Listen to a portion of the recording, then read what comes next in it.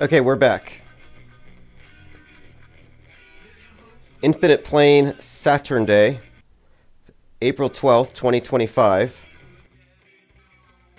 This is Murder Hornets, Dawn of a New Day.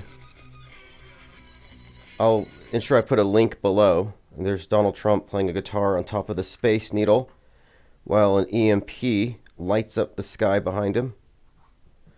And yeah, if you got cut off, it's just because we had a glitch. I had to swat a gremlin, but it's fixed. I learned a little trick here with OBS, a few tricks.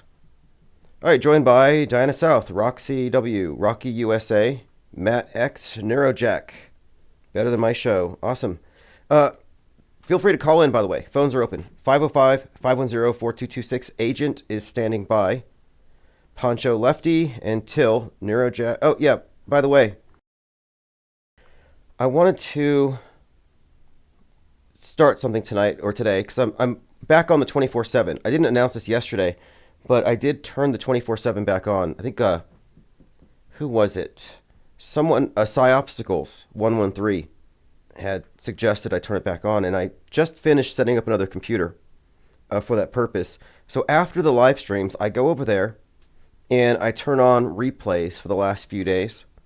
And so I want to make sure we get a lot of back-to-back calls so that we can have a lot of callers on the replays. Because I think people who listen in for the first time need to get that this isn't just a monologue. This is actually a dialogue, whatever you want to call it. There's a think tank here, and a lot of what we do is in voice chats and otherwise, it's pulling our information together, so people can see that the source isn't me. Like you could take me out of the picture, and the same people or the same ideas are going to surface. This isn't my opinion that everything is fake. What's up, Clump? Says the murder hornets are eating the pets. Yeah, this murder hornets track, by the way, Dawn of the New Day, features a video that I created with some AI thing just to test it out. I believe I used Sora, just in case you're wondering. And then I mixed it all together in Canva. And this shot here, 713, and then it has Trump. That profile of Trump is from the Atlantic. I mean, I'm like trying to count how many times has the Atlantic foreshadowed or projected their desire for a Trump catastrophe head wound, the JFK type scenario that they're engineering here. It's completely all over the Atlantic. They can't help themselves. This just looks like they took a photo of Trump's profile and dumped a bunch of ink all over it. Ryler05 says AI is just a big tech hoax. No, it's just the next iteration of web search. It's a glorified search engine and word processor. There's nothing magical about generative predictive text. Infinite Plane Radio. Infinite Plane Radio. I just turned the phones on and I just tested it with my own device. So I'll give you a second to connect. And what I I realized. can I can Okay. hear you. Okay, excellent. Hey, what's up? Yes, this is Neurojack. How are you? Oh, good. Good to, thanks for calling in. Yeah, so how long have you been listening? Just off the top here, since I'm trying to get more callers in. How did you find us and how long have you been listening? Well, I've only started listening to your show recently, but I definitely was aware of you a few years ago because I think we used to watch some Jim Bob here and there, and so I know that you kind of watched some of that, and so I definitely started looking into your work around that time, and but I didn't really understand. I mean, I've never been into the flat Earth, but I've only been listening to your show, I would say, for like maybe 6 weeks or so, because your time slot at night especially is like right when I'm doing something that I have time, and so I would listen to it then. So, I see. Now, and very fascinating okay. So are you of the opinion? analysis. Are you of the opinion that NASA is a big fat liar? I mean, where are you on that question about the shape of the world? Do you think that there's a debate? What is it to you? For that, I think it doesn't concern me as much as other things, but I do think that it's a linchpin issue that, if people kind of got it, that it would kind of open the door to a lot of other things. I think that for me, it doesn't personally matter whether it's flat or round. I think that, I mean, personally, I can see the utility in both.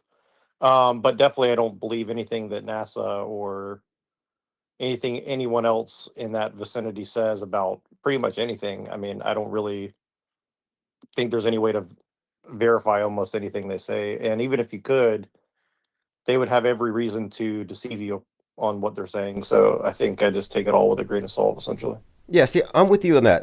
Kind of my position exactly because I'm not making any assertions about an alternative model, and I don't honestly care that much.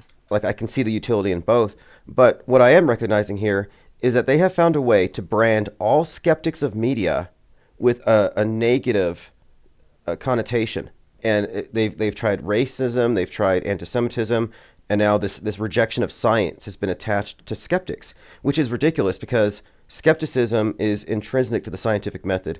So that's kind of where I'm at with it. I'm kind of shape ambivalent, and I'm just highly critical of all things media, as we should be. Yeah, I agree. I think you said something very pertinent to this, and I'll say this very briefly before I say that, which is that I mean, definitely the David Weiss and Owen Benjamin and Eric Dubay, like watching that develop, and not really knowing much about the occult. I think there's a lot to get into there that I don't know enough about to expound upon, but definitely you think about like the 90s music, like Black Hole Sun, all these different things, and how it ties back into all these different occult belief structures. I mean, I think for me, like when Elon Musk says we're going to Mars, could he mean Edom? Could he mean going to war? You get the idea. I think a Yes. lot of this is kind of like, you know, some sort of code of some sort, in my opinion. Yeah, Mars is associated within the occult, the Hermetic Order, the Golden Dawn, and the OTO with Horus and the Age of Horus, the New Age. So I think Mars is a code for the New Age. Going to Mars means we're making Earth Mars. And what does Mars represent? Yeah, he's a god of war, agrarianism, basically the Gulag system, space communism, a green world order, sustainability. So I kind of think it's just code. And all these things I think pertain to it. Mars embodies a lot of these concepts. The red planet.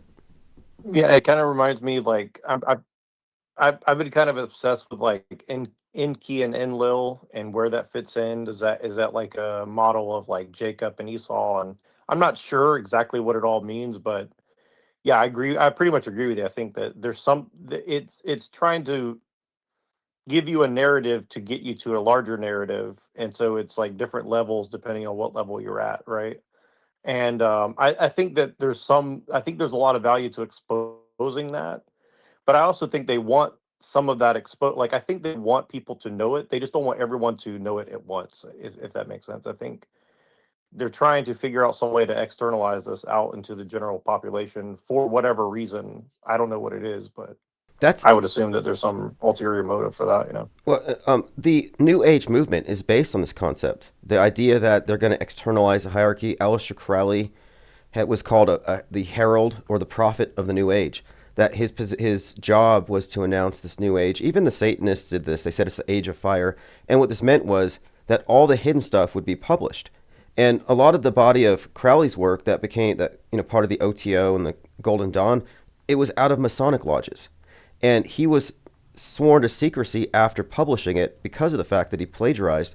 So what he was doing is he was taking sacred teachings and mainstreaming it. And I think this is part of the whole idea of the age of Aquarius, the flood, and it's the flood of information. And I think that's what we're living through right now. It's a deluge. So the truth is now out there in plain sight, but they've rendered us into a state of incoherence to put it together. Yeah, and I don't know if that's on purpose or not. I think it's probably a little bit of I think it's a mix of almost everything as far as if you're trying to figure out a motive, right? And I think that like for me, I consider myself a Christian, but like definitely when I read the Bible and they talk about the flood back then, I think it could mean literally a flood. I think it could mean Atlantis. It could mean a myriad of different things simultaneously. Like if I were writing a history of mankind, you would write things in that layered sense, in my opinion, right? So, that's the way I kind of see it. And it Sure, seems logical that they would use that as a guidebook going forward. sure. And I was briefly affiliated with this Golden Dawn offshoot, this Hermetic cult. And they described it as water being symbolic of wisdom, and that it's going to be dumped, and that we're entering into a phase, a new transition. And so the Age of Horus represents a replacement of the old patriarchal god, the male god, the sacrificial hanged god, and all these iterations, Osiris, Christ. They said they're replacing that, and they're combining, or they're bringing out this new god who is the combination of Osiris and Isis, male female. So this androgen child would represent the new age, and that's how Horus has been personified in this cult. So it's kind of like they're destroying some stuff, but they're replacing it with something else. It all ties into their symbolism of the phoenix, build back Right. better, all that. Yeah, no, that's a very good point, and I think that you could literally slice this up a million different ways because that's the intention. Like they want you to remix the ideas just as they're remixing the ideas, and whatever that reason is, again, it's hard to say exactly. I think that a lot of people see it as just pure evil, which from a Christian perspective, that's a very easy argument to make. But definitely, if you're not a Christian, I think that's actually a hard thing to make, and I think some of the things that you said recently stood out to me, which is that number one, what you said about Scientology, because I think Scientology is extremely underrated as to its importance, and I guess that does go back to Crowley. And the other thing you said, which really stood out to me, is that you know going with the assumption that all the media that you see is fake. Like this whole just taking the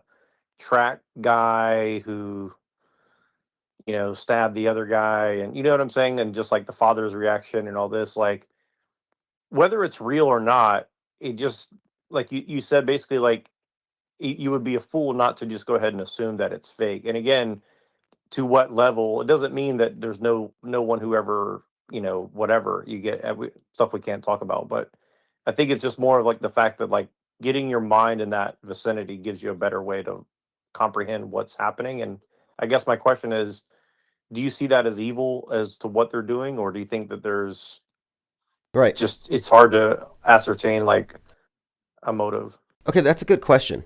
So, and one point, treating everything as fake just means reality testing, and you develop as a human being by reality testing, and we have a methodology to everything that we do, and then suddenly we have to operate blindly and trust the worldview that we're presented with. That's absurd. And so I think we're in the position now where we can say that if you're not skeptical, you're not paying attention, and you've got the intellectual low ground, and you shouldn't really criticize media skeptics, and they've just negatively branded us. But to your question, what's behind it? Is it evil? I think it goes back to an ancient system of ruling. I think this is how the elite rule the masses. It's called the instrument of monarchy.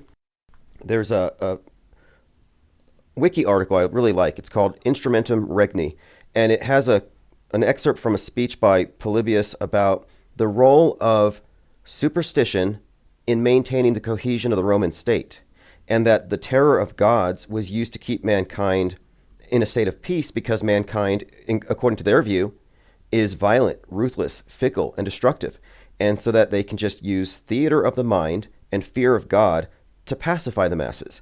And when I look at the nuke, global warming, planet killer asteroids, World War III, I see these things as basically God constructs, fear of God.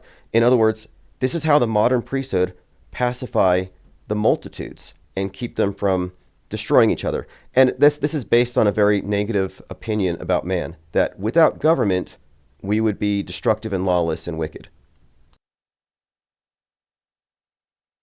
Do you think that they're perhaps trying to, for lack of a better term, evolve men to not need rulers, or at least need less of a ruling, uh, or do you think that that's ultimately something that they've ruled out, or they're not, or maybe they're testing? Like, I definitely get the idea that they are, for lack of a better term, experimenting with humanity to see like what works, what doesn't work. And I think as much as we think that they have figured it out, they're probably definitely trying to figure out the best technique that does quote unquote the least amount of harm, if that makes any sense. Which again, that's not saying that they're good people per se, but I think they're trying to figure out like how can we make the best omelet without you know destroying the chicken that produces the omelets or something. I don't know, something like Well, that. if we take them at their word, because fundamentally what the secret societies practice is what they term alchemy. And so you said experimenting. So that's an appropriate term here because the alchemy is the idea of the person achieving psychic wholeness. And so they have this idea that your mind is compartmentalized and that we have been essentially walked through a series of ages. And we're entering this new age where we're going to be given individual responsibility. So you probably heard, do what thou wilt shall be the whole of the law. And people see that as some kind of satanic dictum, a license to do evil. But what it really means is individual autonomy and responsibility.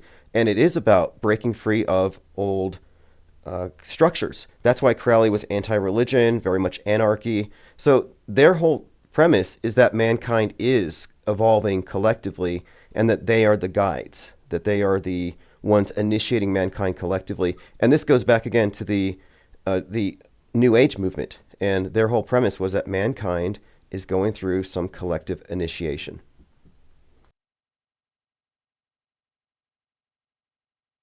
I don't know if this is Yeah, as true, someone but who hasn't looked into the occult, it's just amazing. Go ahead. no, I was gonna say I don't know if it's true, but this is what they say. This is what their whole thing is about. But yeah, obviously this goes against the idea of Christianity, for example, or any of the monotheistic religions being the truth, because this one brings itself as this like meta truth that all the other religions have to bow to, and that does seem to fit what they're doing. But whether or not we're quote evolving or they're evolving us, I don't know if I believe that, but that is what they think. Right. Well, at least that's what they've leaked out. And it's funny because like I've never looked into Crowley specifically or any of the occult stuff myself. Like I've learned from other people like yourself who've looked into it. And it's just funny to me because like when you read history and stuff like this, like I think that they left a lot of breadcrumbs, perhaps pissed on breadcrumbs, as Quantum of Conscious would say, in order to lead you to that conclusion. Now, again, whether that's really what they're doing or not, it's hard to say. I mean, one thing I would like to ask you is, you know, do you see things in like a spiritual sense from like a Christian point of view or like a David Icke uh holographic universe type of view? Like, to be honest with you, like I kind of view it in a little bit of both. I mean, it's hard for me to believe that we're just here purely in a material sense. That's just very difficult for me to believe. But at the same time, like, I don't know exactly what the quote unquote metaphysics of Christianity are. So, something like David Icke talking about, lizard people or something, it doesn't seem totally against Christianity, in my opinion. It could just, to me, it seems more of like a way of describing things in a secular way, which, I think most Christians, including myself, would say, well, that's a dangerous way to describe things, sure. But I'm just saying that it's an analogy, in my opinion, from Sure. my point of view. But you know, Well, so I guess I'm just saying, what do you think of that, of those dichotomies? in Tales from the Time Loop, David Icke really just explained it as mankind is essentially at war with himself, and the reptilian just represents his R complex, reptilian brain, the desire for territorial control, power dominance, aggregating wealth, and this whole idea of the reptilian presence is something that he said he represented as the reptilians, but he said the problem's not the reptilians, it's us embracing that side of ourselves. So he had this breakdown of this good versus evil, but it isn't a simulation. He does believe that we're in something of a simulation, which is why he never really got into the question of the shape of the world because he's like, what does it matter? But I'm not necessarily taking a Christian view, but I do have something, maybe even a Manichaeism. I do think there is a fundamental duality, good versus evil. I do think it's a war. And I think what we're seeing with the media deception is just the mental aspect of it. But I think it takes place on every level. And I think maybe even fundamentally starts at the spiritual level. Because if you look at the dominant paradigm that we're indoctrinated with, Big Bang, evolution, spinning ball, heliocentrism, and all this, it kind of excludes us from the picture. Like it wasn't built for us. It's not man centric. And I think it is. And I think by convincing us that it's not and reducing us to evolved apes, they're pushing us into pure material beings. We're of matter. And I think we're not. I think we descend into matter. And I think that in this material plane, I think the job of this place, whatever it is to get us to forget our origins, to convince us that we're less than, so that we don't reascend at some point. So I do think it's a spiritual war, and most people lose, or they don't even participate. And I think there are active participants on both sides. I think those who are advancing light are pretty self-evident, and those who are part of the endarkenment reveal themselves. And I don't think it's a place where you can be neutral. But I don't have a religion. That's why I say Manichaeism. It's kind of a philosophy. Yeah, I'm slightly familiar with Manichaeism. I mean, I think, again, I'm sure that there might be Christians listening and are going to think that I'm lost my mind, but some of what you said definitely reminds me of what Ike has said, and I would pretty much agree with everything he said. I think that the way you described it isn't so different from my understanding of Christianity. Now, again, I don't think I'm a syncretist or something like that, but I think most of the religions are generally pointing you in a general right direction, including the occult and the Kabbalah and stuff like this. Like, it doesn't mean I think that I should go and like read the Kabbalah every day and start trying to like manifest whatever. But I'm just saying that in general, it's giving you general guidelines of how to understand the nature of reality or something, right? Now, Mm-hmm. and like you said, I think most people are just uh, not active participants, and then other people are starting to come. And I mean, for me, I look at it like a sports game in a sense, like, and I don't say that in a negative way. I think that the clashing of light and dark does basically, you know, force this plane or this existence to shift itself accordingly. And so, I don't know even what religions talk about that, but definitely I think there's some aspect of some sort of collective consciousness. Not, I don't think it's as um, overt as people have made it out to be, like The Secret or Alex Jones. You mentioned that recently with like Alex Jones and stuff.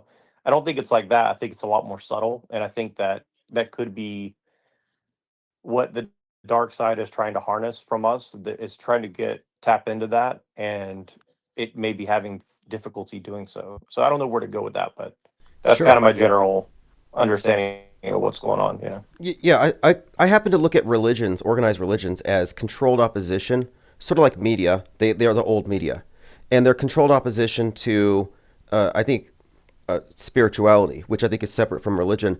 But I think also the paradigm we're given reduces us to the body, the meat suit, as some say, but the idea that all of our perceptions, our consciousness derives from the body.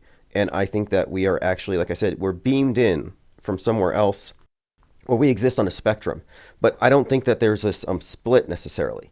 Like, I think that intuition, synchronicity, precognition, and telepathy emanate or derive from the part of us that isn't incarnated, that isn't specifically expressed through the body. So I think that we are given a model of the world that excludes a big part of our sentience by design. And in fact, it pathologizes it. Because if you notice synchronicities or patterns, or if you have the idea that you influence events, or that you have any kind of what would be considered psychic abilities, yeah, that's padded room for you. That's a loss of credibility. That's anti scientific. It's paranormal. So I think that our our world is in a place of darkness, and it's designed to be spiritually dark, and it's a Truman Show on every level. And I think that if we were attuned to the intuition, you would automatically see through lies. You would have instincts that would tell you this is BS. And I think we're taught to switch that off.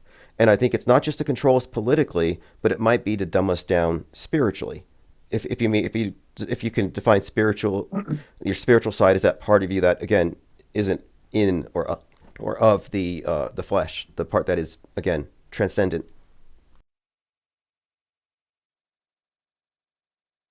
Yeah, I pretty much agree with you. I think the only caveat I would put in is like, could it be that, this is a training ground in order for like some sort of an ascendance type thing. And perhaps they're trying to, dim our lights or make it dark in here in order to make us seek it more, perhaps, or something to that effect. I mean, I would say that like I pretty much believed in everything I believe now. I pretty much believed it very young, and definitely just as you go through school and you go through life, you just put all that aside, and I think most people just totally forget about it. And I have noticed that it seems that a lot of people in our age range, I would say probably late 20s to mid 40s, maybe up to 50 something, some people in this last generation ish, like there is this kind of like underlying spiritual resurgence, which mostly you see in the form of new age stuff. But I think that there is another, like, I would say, kind of chaotic manifestation, almost like where,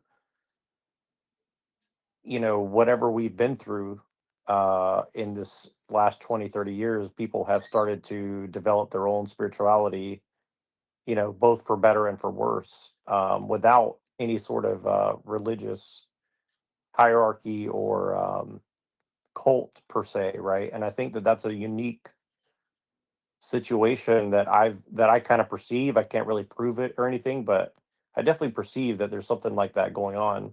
There are And some I don't know metrics. what that means, but I was just going through a bunch of videos on YouTube yesterday on hermeticism, and it just these videos have high demand, lots of viewers that go really deep, and they are kind of traversing the same area that we're in here right now, kind of outside mainstream religion.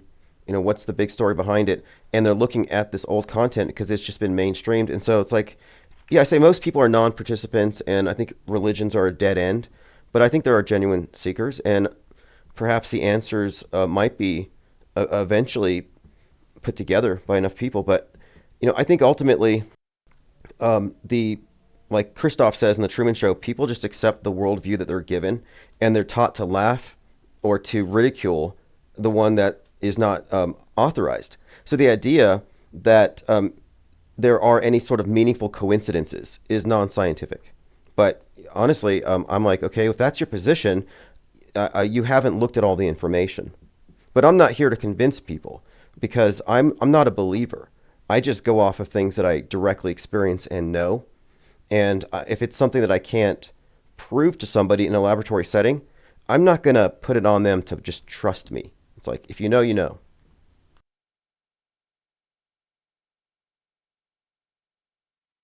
yeah, I've definitely moved more and more away from the truthering side of things. Not because I think that it's bad. Like I think that trying to inform people of, quote unquote truth about certain things is important, but definitely I see it more important that, people have some sort of challenge to why they believe things, right? Like for example, like obviously the 9/11 event was a big thing for a lot of us, right? And I mean, for me, I doubted it basically, as soon as it happened, I was doubting it. And I was pretty young, right? And I don't think that was most people's experience back then, as far as I can tell. At least not within my age range, right? And I'm not saying that that makes me better or anything either. But I'm just saying that, like, um, now I don't think it's important, or I don't think it's as important to go and tell people, well, that event was, perhaps not what we were told. I think that this whole, just using that as an example of the past 20 plus years of people trying to figure out the details of events and stuff like that. Um, what do you think that's actually about? For me, I just more think of it as whatever people are interested in. If you can get them to think about, well, why is this narrative being put forward? I mean, for me, I take the Matt. I personally take the Matt of quantum of conscious idea, where he basically said like that's probably the Egyptian calendar of like a new era. So it wasn't like, Y2K, it's like the Egyptian Y2K. And I think that, I mean, I generally take that kind of, Uh, approach to these kind of events where it's like these are like cornerstone and marker events or something like yeah, that, I call them contemporary myths because, and like a reset button, because a big event that shapes the whole world's view for the next 10 or 20 years is like a myth, like a crucifixion. It's like starts a new movement. 9/11 put us into a whole new state. 2020 put us into a whole new state. A man on the moon, space age. And what they do with these psyops is they essentially give themselves a reset and they put everybody in the same sheet on this game board. But as far as proselytizing or trying to quote wake people up, I say leave the sleepers alone. If they're blue pilled, leave them to their dream. The only people that are reachable are the people who have attempted to wake up. And the best that you can arrive at attempting to wake up is the nightmare of red pillism and trutherville. And that's not an awakening. It's a false awakening, but at least they're trying. And they can be reached with the idea that this stuff is entirely mind warped and fabricated. But there's no way you could get somebody in the mainstream to take that information and process it. I mean, the Trump shooting is a perfect example of this. There are people who say, okay, that's obviously fake. I've looked at it. It's not real. Can't be. But they think the other guy died. So it's like, wait, you haven't thought it through. Because if Trump faked it, then everybody was in on it. Secret Service, media, everybody involved in that scene behind him. So, in other words, you can't reach people if they have the wrong paradigm, the wrong frame of reference, if they're still in the Truman Show. The only people you can reach are the ones who are trying to find an exit, if they're not too entrenched in what they've come to believe. Yeah, it's definitely it's it's a very strange time period to say the least, where the fact that people did actually doubt that. I mean, I remember watching that basically almost live, and the Trump thing, and laughing my ass off because I was like, "There's just no way." Um, again, whatever degree of quote unquote real you want to give it. I mean, it just seemed like such a obvious convenience for many different reasons, right? And I think that it's funny because I think a lot of people think, well, you know, still to this day, they think, well, how would we get Trump in if there wasn't an event like that? So even if it was, then that's great. It's like, well, the way I look at, if you just want to look at it on a country level, I mean, look at what America did. They basically feigned being a geriatric, old man for the past 5 to 10 years. And now suddenly you look at America's like coming out and creating a fake trade war and all this. So I see all the last 5 to 10 years as a necessary pivot into the new pivot of what they're doing now, which is creating a fake narrative about a fake trade war between all these different countries in order to, re-engineer whatever the economy is going to be the next probably 50 years, and Do how you, could they do that without a narrative, yeah, right? so And when you say it narrative, it just amazes do you me that, agree with me that they people write, don't see it in that way. like, are you agreeing with me that they write the history 5 years in advance, 10 years in advance, maybe 50 years in advance, and that they create psyops as marker events to map out this history as they go?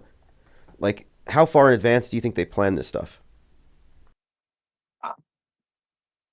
I, I think that I would definitely err on that side, and that's one of the things that you said recently that I was trying to remember. So I'm glad you brought that up. Yeah, I think that I've never heard anybody put it quite that way, but I'll put it this way: like I think there's a reason why a lot of reality matches science fiction, because I think a lot of science fiction is basically informed rough drafts of history.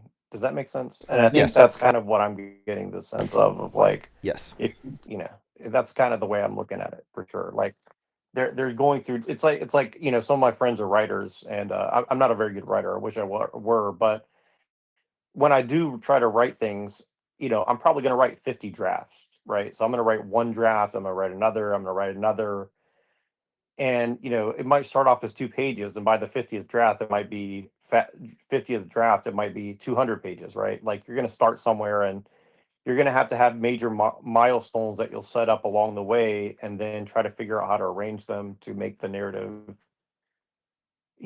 end up where you need it to get to. Like I've been experimenting with like AI, doing like my own little kid story, with my son, right? And it kind of I never really been a much of a narrative person, but the thing is like people say, well, it's the J people, it's this, it's that, but it really I think a lot of it comes down to like narrative construction. Like if you can create the right narrative, you can dictate the future, and you can also kind of dictate what the past was from the current perspective, right? I mean, Yes. Yes. I think Exactly. most of history No, you're is onto probably something. not real.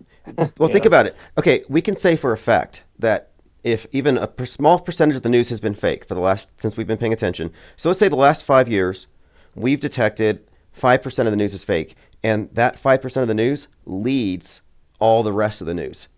So then, what does that say about history? It says that our collective frame of reference has been bent to the will of the worldview monopoly. And I think they write it in what I call meta script. This is like the big story. And as they get closer to execution date, they have to fine tune the details. But that they do have it in broad strokes. And as far as the timeline, if we talk about the New Age movement, their timeline is in what they call aeons. They're thinking thousands of years. They're thinking precession of the equinox. So this next 2,000 year segment is going to be guided by this kind of worldview. It's going to be dominated with this paradigm, and then it's going to switch. So the Thelemic cultists, the Abbey of Thelema OTO, they believe that prior to the patriarchal type god, the sun gods, that we were ruled by a goddess. And now they say the next age is by this child god. So they're thinking in terms of millennia. This is like long term thinking, and then everything else just has to fit within that. yeah, and I mean, to me, taking the morality or the Christian worldview out of it, which I probably shouldn't do, but just looking at it from a pure practical standpoint, I mean, if I were ruling things, I would do the same thing. I mean, so to me, it's extremely logical that they would, think in this manner. And also that what really comes up to me, like I did a recent like breakdown of like a little bit of Star Trek from a Kabbalistic standpoint, right? And I'm not promoting that or anything. I'm just saying it's like interesting to me that if you kind of look at things like Star Trek, right? They're kind of selling everybody this material, we're going to go out into space and all this, and if we lived in a starcraft or or whatever the other different space stuff is, or Star Trek or something, like I think that would be kind of cool in a sense, right? um but at the same time, like I don't think that's really what they're selling. I think they're selling you Kabbalistic ideas, and I just wonder, like, how far are they really going to take this? Like, are they really going to try to take people, quote unquote, out into space and get warp drives, Okay, or even just fake that? that's a Or good is this really just like a long project of like, you know, right. The space travel thing, because I think it's cool too.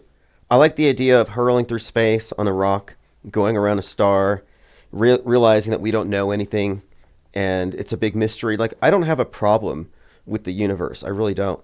But what I think we've been given is a model that is based on something more ancient. And I've taken this idea that I've taken it so far as to compare the solar system to the Kabbalistic tree of life, which is centered around, well, has the light and then the emanations, which are spheres associated with the planets of classical astrology, and including the moon and the sun, and then the earth is just the bottom. But the idea here is that you're ascending the tree and you're trying to go toward the light, which has to do with like this allegory for higher states of consciousness, ties into the idea of spiritual centers in the body, chakras, and all that. But the basic idea here is that space travel could just be allegory for higher states of consciousness, and that the solar system model is just an exoteric version of the mystery school teachings about our cosmology. Yeah, I mean, I think that if you use the AI stuff, or if you know any experts on the Kabbalah and stuff like this, I think that you can make an extremely strong argument for what you're saying, because um, it's heavily implied in the storylines that they're telling of the different things. I just did it with Star Trek Next Generation, but I'm sure you could literally take any of these space related things, especially the more serious ones, and just put it through the rigorous, AI Kabbalah bot, and you'll definitely see that they are definitely using heavy allegory to present a certain narrative. And I think that,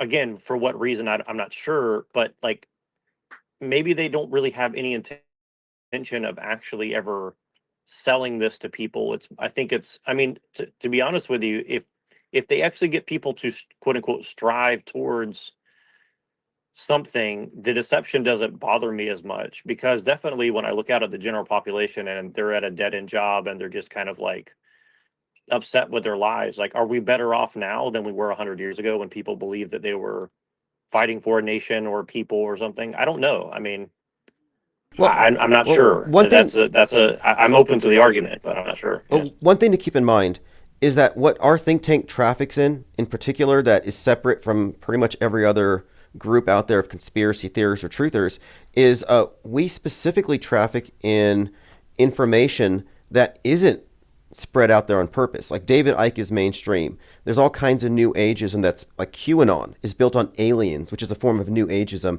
And they get into Kabbalah in the form of decoding Trump's tweets and letters and numbers. They're obsessed with this stuff. But my point is that that is like an accepted belief system for them. What we're talking about here, like the decoding fakery at this level, doesn't have a platform. And I think we're actually trafficking in information that is esoteric and is not meant to be externalized. So, like, what we're talking about is never going to be mainstream unless we somehow make some inroads, but it's never going to be in the box. So, I'm just saying that we're kind of in a different area here than everybody else. So, your guess is as good as mine as far as how far this goes, but I don't think the public is ever going to be let in. I think the way that they rule the masses is the elite are the only ones who have that inside information. The elite are the only ones who know about the fakery. And they may not all be uniformly in the know.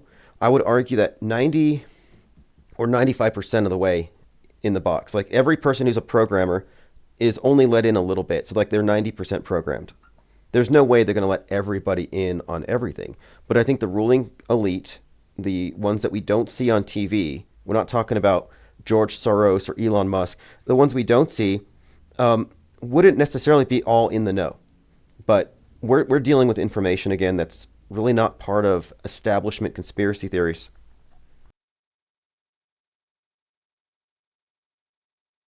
Yeah, and I definitely have gotten to the point where I totally reject mainstream conspiracy, just for myself. Like, again, I'm not saying that there's no utility in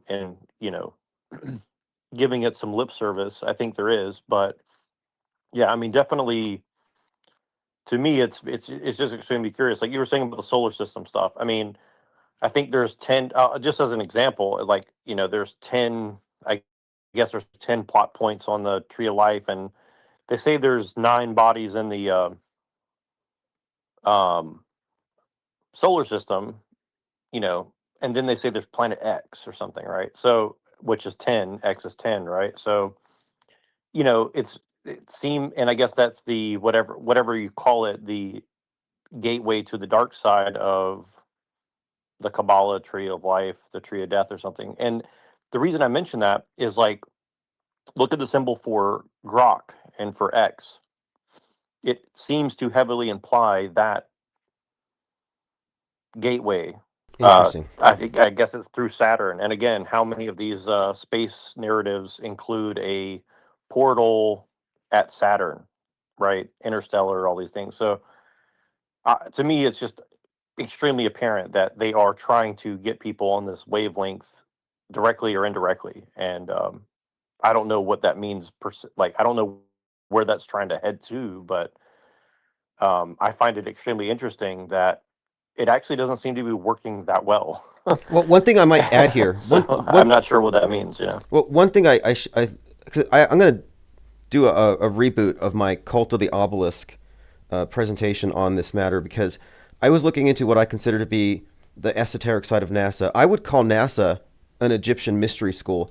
And I also would say that there's a correlation that they've made between the ascension of the rocket and one of the primary rituals, the Gnostic Catholic Mass of the occultists. But there's been this constant use of the number 33, and it's been correlated with ascension, like rising, the Kundalini, 33 vertebrae, the consciousness lighting up. Now, do you know how fast you have to go to exit the world? I'm gonna guess it has a 33 in it. Mach 33. Escape velocity is Mach 33. 33 times the speed of sound. And what I think this means is the world in the tree of life model is the bottom. It's just symbolized by black. And then the top is light. So you got the black and the white, light and dark. So to leave the material to enter the light, you have to ascend the 33. And so Mach 33 to leave the Earth, and you go on runway 33 at the Kennedy Space Center. So if you look into it, it's all esoteric. It's Masonic, it's Kabbalistic, it's based on New Ageism, and then it's mixed with a great deal of science fiction. Well, yeah, I totally agree. And I didn't know any of that, but it totally makes sense to me. I mean, I was never like a big science nerd, but I was definitely like naturally very good at math, right? And so I would look into, when I did the science stuff, I just really gravitated towards the math side of it, right? And definitely it started sticking out to me as like as you read the narratives of like a Newton or some of these people, whether these people are real or whatever, I don't know, but the formulas and whatnot that these people use, like, if they're saying that, like, well, you got to go Mach 33, which I guess that's 33 times the speed of sound, I assume, right? So, um, what does that mean, really? Does that mean that God's playing a joke on us and just made it so gravity here just so happens to line up with 33 times the speed of sound? And so again, like, I don't know how you want to slice that, but does that it kind of just goes back to implying that, well, reality um is constructed um basically mathematically or whatever, right? So That's Masonic. They to call him me, that's funny part. That's the Masons call God the great architect of the universe, and I've heard the G could stand for God. Some say God just stands for geometry of divinity.